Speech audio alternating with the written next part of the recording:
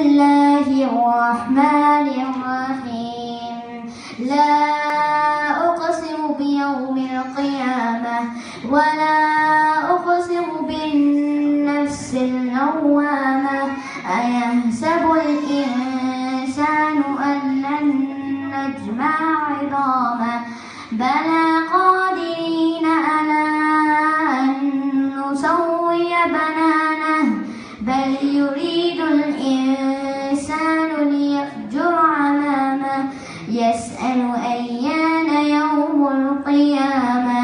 فإذا برق البصر وخسف القمر وجمع الشمس والقمر يقول الإنسان يومئذ أين المفر كلا لا وزر إلى ربك يومئذ المستقر ينبأ الإنسان يومئذ بما قدم وأخر بل الإنسان على نفسه بصيرا ولو ألقى معاذيرا لا تحرك به لسانك لتعجل به ثم إن علينا جمعه وقرآنه فإذا قرأناه فاتبع